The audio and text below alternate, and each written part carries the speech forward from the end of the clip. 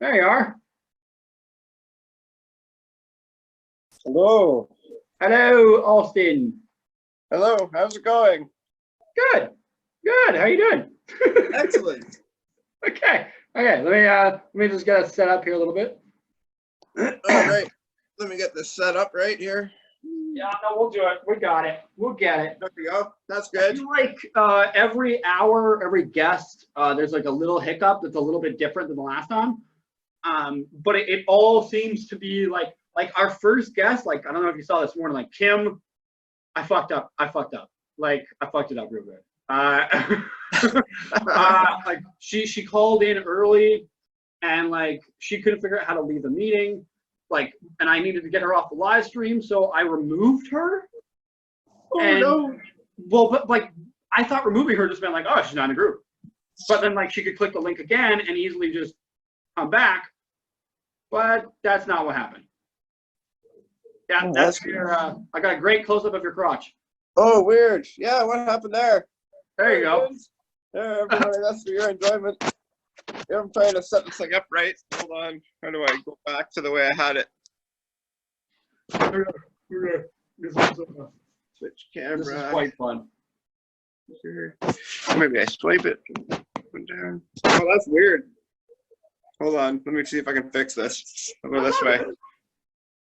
Yeah, there we go. Either way works. That's better. Okay. Improve it. I can put that there. Oh man, get this right. It's good there. It's good. Error. Fuck. There. Technical difficulties. All right. Okay, we're good now. There we go. Solid. Perfect. Sweet, sweet brother. So how you been? Sorry. I've been okay. Doing all right. Social isolating. Yeah. Yeah. It's This fun time. situation has me totally out of work right now, but yeah, no, interesting. Here it is, 420, and the day of cannabis celebration, and everybody's stuck at home. It's kind of weird, Isn't it? It is a little weird. It's just an interesting dynamic that we're all kind of put on right now. But I mean, we seem to be managing as a community pretty well. I think it's because of all the pot we smoke. maybe keeping us more calm and happy. But, Hey well, man, keep calm, smoke the bong. thinking of past 420s and some of the stuff that we've done, like some of the gatherings on our city hall here at Lethbridge. I remember 2015, one of the news cameras actually caught me smoking a great big joint, and I was on the evening news, and that was in 2015. 2016, I think something similar like that happened. I know there was a just big gathering, like somewhere 500 people, all on the front lawn of City Hall. By 2017, we actually got a registered festival and were able to go take over one of our local parks, and we had food trucks and a stage and everything else. That was in 2017. That was fantastic. That's awesome. See, I like hearing the progression of that, especially in like different regions, because I know that some people have been having a harder time, trying to get that progression. Sorry, I was grabbing the bag. Trying to get that progression of how their city or their local government. Wait. So hang on. We got a little off topic here. First off, everybody, this is Austin. Austin, say hi to everybody. Hello, everybody. Okay, so Austin lives in Lethbridge. Yeah, I'm in Lethbridge, Alberta, southern Alberta. Yeah, he's an advocate. He's a patient. He does photography at like events and other things like that. But like weed is a great thing to take photos of. And then just in general, I mean, like it's a different perspective from a different type of view. I mean, Austin is like an advocate, but he's not in Vancouver or Toronto where there's tons of resources around. He's, one of the only resources in his city. So it's like, big up to Austin for what he's doing out there. So Austin, if you want to give a little bit of background on you, or maybe why you love cannabis or something like that. Let people know a little bit about you. That'd be awesome. Sure thing. Okay, so I'm born and raised Ontario. I was born in Hamilton, Ontario, and my family that I was born into actually was all using cannabis for different reasons, and so I've been around cannabis my whole life, even since I was a kid. And I didn't really start using cannabis myself until I was around 15, 16 years old.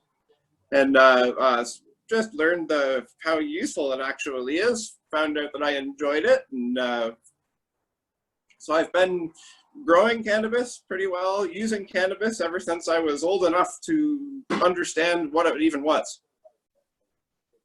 Uh-oh, Stephen. Oh, I'm here. Oh, okay. I thought it froze up there for a second. Oh, no, I'm just listening to you.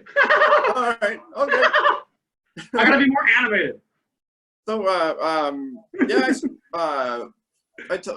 in 2008, actually, my wife and I had decided to go for a shopping trip across to the United States to spend a weekend there, and we never had a problem going across the border before, you know, with a small little pill bottle stashed away in our suitcase, you know, containing whatever.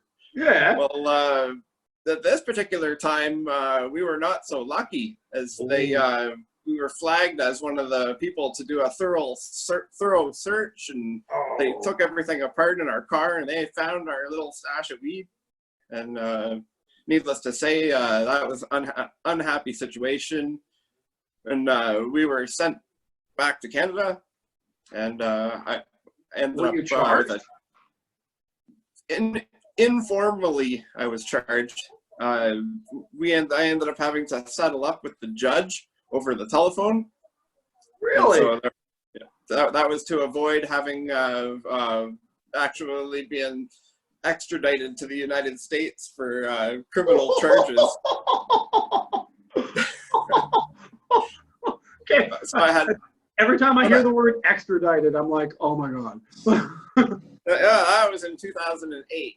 So I've never been back to the United States. Now I should mention that my wife is an epilepsy sufferer, and the cannabis that we were using, that we had that day, was only 1.5 grams of weed. It was in a pill bottle, and it was very much considered to be medicinal pot. And so, yeah, it was just ridiculousness. In 2008, Montana was on the verge of passing medical marijuana laws in that same year. And so missed Montana, not that it would have mattered, just because of, you know, obviously you can't bring pot across an international border. Right. Everybody knows that. Yeah, don't do that, folks. Yeah. Don't do that. Yeah. But that's what just turned me into an activist for cannabis, and wanted to see the laws change here in Canada. And I started doing my part and doing what I could. I supported all the activism events that were happening here in my city of Lethbridge. And yeah, the seeds. Overgrow Canada in 2017. Here, I got this newspaper article I can show you. It shows backwards in my video, but you can see the picture. There, I made my local Lethbridge newspaper. Awesome. Yeah, so that was super awesome. For those of you that don't know, Dana Larson ran a campaign across the country where he was doing seminars and giving out seeds at his events, and that's what Austin is referencing there, is when they came to Lethbridge. Yeah. Yeah, Dana Larson is, of course, the cannabis activist out in Vancouver, British Columbia, and he's been involved with the Vancouver Seed Bank, as well as Vancouver Dispensary Society, and he's been on the organizing committee for Vancouver 420. Yeah. Yeah. In 2017, he was doing his cross-Canada tour called Overgrow Canada, where he was giving away packages of cannabis seeds for free to people. And once I heard that he was coming to my city in Lethbridge, I decided to rent a hall so that it could happen here and we'd have a place to hold the event. and it went really well. We had maximum seating capacity filled up and gave away 12,000 cannabis seeds. No, I know. Those events are pretty badass. I did the same thing. I held the event, found the venue twice for Dana each time he was here, and yeah, it's always just a great show. Yeah, Dana's entertaining as hell. You know, we gave away some of his books on 420, one of our draw years, a couple times, so it was pretty nice. I mean, he's a good guy, and the cause is pretty simple. I mean, for those of you that don't know the cause, it was basically like literal, like overgrow Canada was a literal term. Like virtually what he wanted us to do was put seeds in public places and let them germinate. He had a whole system where he could teach you how to do seed bombs and you know, great places to drop them that, you know, don't get tended, like the flower pots on like street lamps and stuff, the ones that are up high, like get them in there because those aren't tended very often. So it's just great ideas. So Dana's awesome. Yeah, that was pretty cool. Of course, people were encouraged to even grow them at home too. And I know the strain that of the seeds he was giving away was Freedom Dream. It was a CBD dominant strain. Yeah. So it was could have been used for medical purposes. Yeah. Well, yeah. For those of you that don't know, Dana was also arrested. Where was that? Edmonton? I was in Calgary, actually. Calgary. Yeah, that was a year previous, and he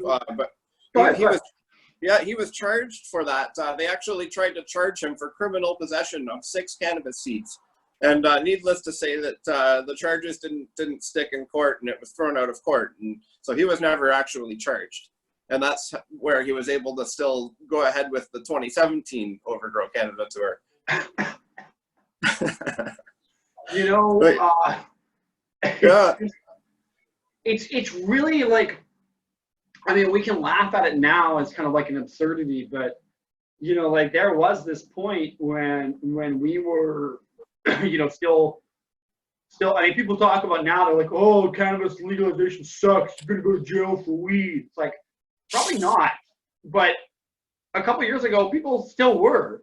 So maybe have a reality check on where your, you know, beefs want to lie with the legislation, right? Like, all I'm saying is being able to not be arrested is a good thing. And arrests for pot have actually gone down since legalization. So I don't know what anybody's complaining about. Well, that was the beautiful thing is that we had a couple of police officers at the event. They were off duty. Literally, the police just watched to make sure the event went safely, and there was nothing that they could do because we were only giving seeds away, and we weren't. It was a not-for-profit. We were not charging any money for anything. Yeah, no, exactly. There was no profit being made. Sorry, a little bit back on focus here, Austin. What's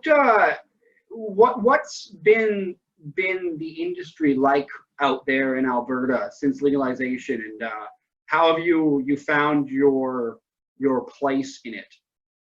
Yeah, absolutely. Of course, we know the legalization when it rolled out across Canada in October of 2018.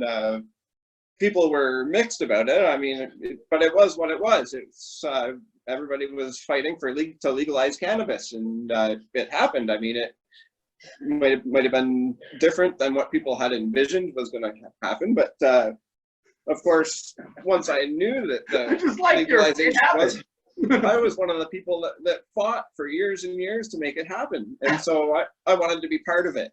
And so therefore, I took my training for the Alberta Gaming and Cannabis, AGLC, it's called, Alberta Liquor and Gaming and Cannabis. Yeah. And I got my Sell Safe card and my qualified cannabis certificate. So I was qualified me to work in the cannabis industry. And then I just picked up a job at one of the stores that had opened up here in town, and got to try it out for a few months. And that's like you said serving safe. That's like I mean, here it's the same thing. It's called serving it safe. And that's basically it's like a safe serve card or whatever for alcohol, but it's right. It permits you to work in the cannabis industry and serve cannabis to people. Now, hang on. Quick question: is there like a tiered system for that in your province? Like, is there like a uh, like can you be like a bud tender or like an expert? Is there different levels of that, or is it just all one thing and you can do all the retail stuff?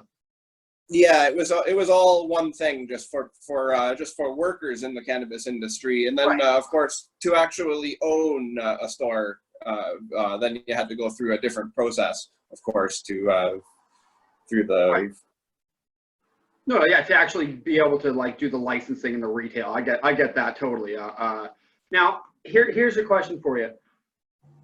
when uh, when you got in, I know you referenced that you fought for years and you wanted to be part of it, and I think that is a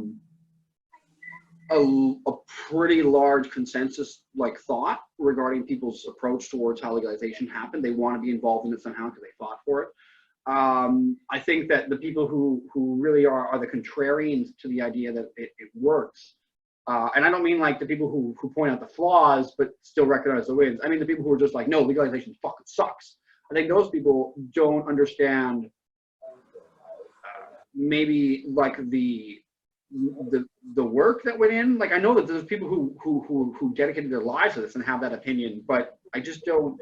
Maybe they're too cynical. Maybe they're just jaded about it. I don't understand, but I just feel like that let's be part of it and work with it to fix it is a better Yeah, approach than just torch it. such a new industry right now that we've definitely got all kinds of room for improvement, and we know that there's some quality issues with some of the cannabis companies that are out there. Some of the stuff has been dry and burnt funny, didn't taste right. I mean, there's been all sorts of quality issues with the cannabis, and we know that. And some of the people that are experienced in cannabis have gotten to know what good cannabis tastes like. And a lot of the legal stuff just hasn't been up to par, plain and simply. Their pricing of like, I know that some of the strains, I know Delta 9 has got some pretty good strains. We've got like Broken Coast Cannabis that Yeah, they Broken do Coast is some awesome. nice stuff that's cured properly. But I mean, you're paying $50 for an eighth for that kind of stuff. It's those price disparaging like or discrepancies that people really have that hard time digesting. Yeah, Broken Coast, great example. They were originally a medical company, making out of BC, growing weed on the medical side, quality fucking dope. And yeah, when you bought it, you're like, this is dope, dope. But yeah, that price is like the in the side where you're like, oh, do I want to pay $50 for 3 grams? Like, so I totally get it. But I mean, you've seen it now, I'm sure. Like that weed, like the price point's still high, but the quality is definitely much more broad than it was in the beginning. Before it was just 1 and 2 companies had good weed. Now it's like there's a whole chunk of BC LPs out there that get really good weed. Like, I'm not saying I'd pay for it, but it's good. Yeah, the fact is, I know a lot of people are ordering online through these. They're not. I'd say they're questionable gray market area sites that are supplying people through mail order. And I mean, I know that it's happening personally. I mean, why? I mean, if you can order something for like $99 for an ounce, why would you go to the store and buy $50 for an eighth? Oh, you So I make your the pricing has to drop for the legal cannabis in order for them to be viable. Now, I know in my city here in Lethbridge, we have 25 stores, and I mean, this is not a big city. We only have 100,000 people here in Lethbridge. It's not a big city. that is way too many stores for 25 stores. I think everybody from John to Mike over there to Linda, you know what I'm saying? Everybody in the city wanted to get rich off of legal cannabis, and that is 1 store for every 4,000 people.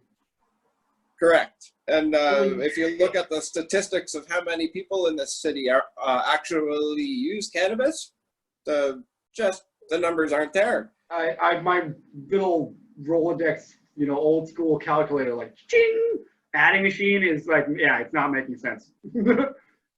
So yeah, definitely, it's a supply versus demand issue, and I know many of the stores just don't have the clientele. They're not getting enough business in the door in order for them to be able to even break even on their monthly expenses, like store lease and ordering more product, to paying their staff, to Yeah. paying those 2 employees to sit there and man the counter for however many hours a day.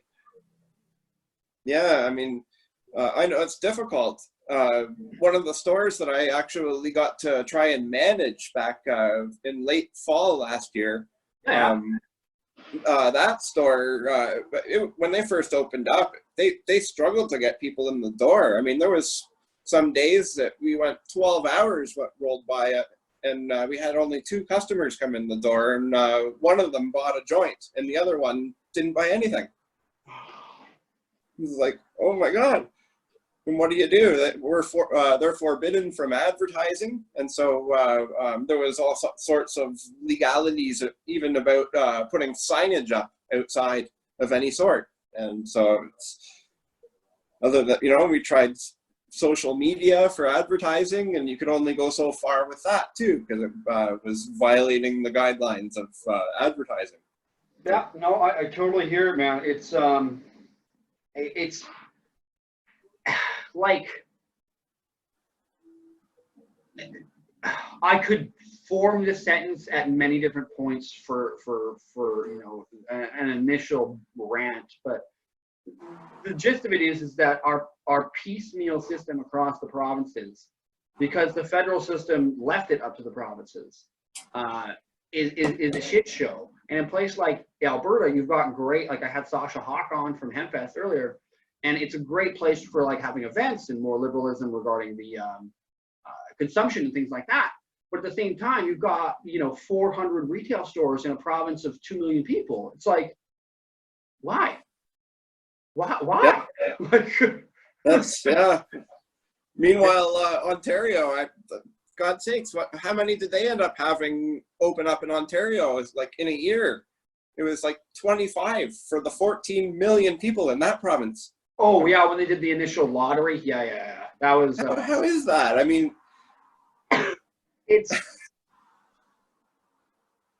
This is my point: is that you get these people who think they know. Like, I get it. Being a politician, like I'm a politician. You want to be a politician, you might even call me, okay? But I understand the idea that you think that because you're in elected office, you have some sort of ability to make crucial decisions or something like that, that justifies you to be on these boards or committees or making power decisions or whatever. But I just don't understand where people thought, like, okay, I was a college professor for 15 years and a city councilor for 5. That definitely makes me qualified to come up with a pot plan for the province, right? It's like, what the fuck is going on? Like, I just bureaucracy, man, bureaucracy pisses me off. I was one of the lucky people that went my whole life activating for cannabis, in the cannabis or not industry, but in the cannabis culture, I could say. Right. And I've never been arrested or charged in Canada, and so therefore I was able to work in the legal stores. I mean, that's great. That's like a win. It's great for me, but it's sad for all the other people that are probably even more knowledgeable than I am and but ended up getting charged, and now they're disqualified from working in the industry, and it is sad. Oh, it's beyond sad. I mean, it's counterproductive towards the idea that you wanted this legislation to eliminate the black market, but you're not giving a black market a way to A, change their avenue of approach regarding legality, and B, have a supplemental income with a legal job, so that way they don't have to continue their illegal job, which is paying their bills. So it just do not make sense whatsoever. If you look at like places like Humboldt County in California and stuff that are encouraging people to hire people with records, that's it. California, great system. Well, at least in that bit. But yeah, we need to fix it here. I hate to cut you off real quick here soon, Austin, but we gotta cut this interview short pretty soon because we're almost running out of time. Tell me quickly about how the events have changed now that COVID's out there. How events have changed? Well, yeah. Like I mean, with photography and stuff. Oh yeah. Well, yeah. I mean, my event photography right now, it's just not happening. There's no events. The events usually are gatherings of people, and right now that with this COVID thing, there's no gatherings of people allowed, and so therefore, even doing like porch portraits, all the photographers are being asked not to provide that service. And the reason being is because some of the families will actually gather together their family that may not live together, and they'll encourage them to all come together in one group, and it could be harmful to if anybody were to get contact as a result of that. No, we don't want anybody to get sick here.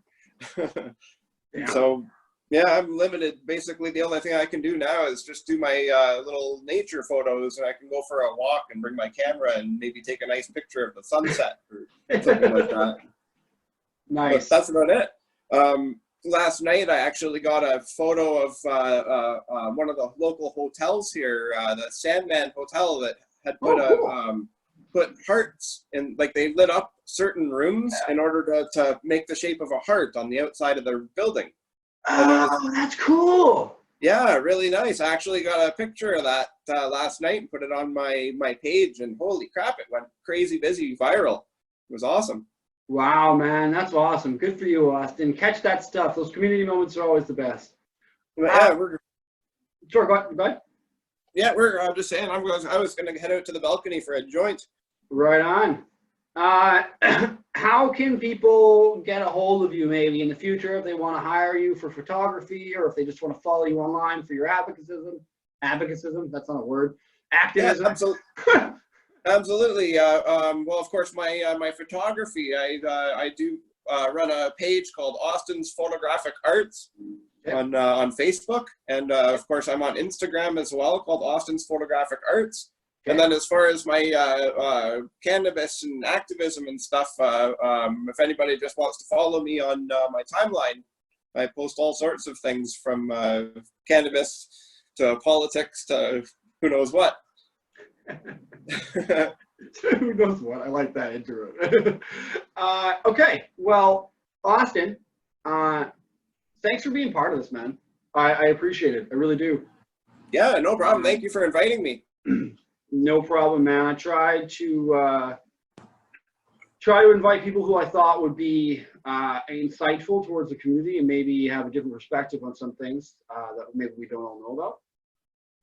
And you are definitely one of those people. So I appreciate you being here and sharing your information and your experience and your knowledge with people who are watching. Right, people? Right? Awesome.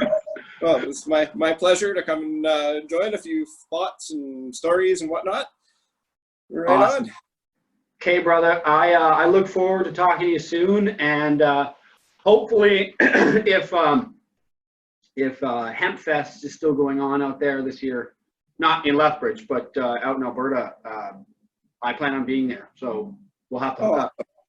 Cool. Well, hopefully things improve this later this year, and maybe in the autumn, and if something like that takes place, maybe I can be there. Right on, brother. Let's hope. Let's pray. Okay. All right. Stay safe, brother. I really appreciate you coming on. Tell Dana thanks for being patient with me, and we'll all get this done. All right. And we'll keep educating the public and make sure we advocate for cannabis because it still needs to be done. Sounds great. Okay, brother. All right. Take care, man. Take care. Later, brother. Later. There we are.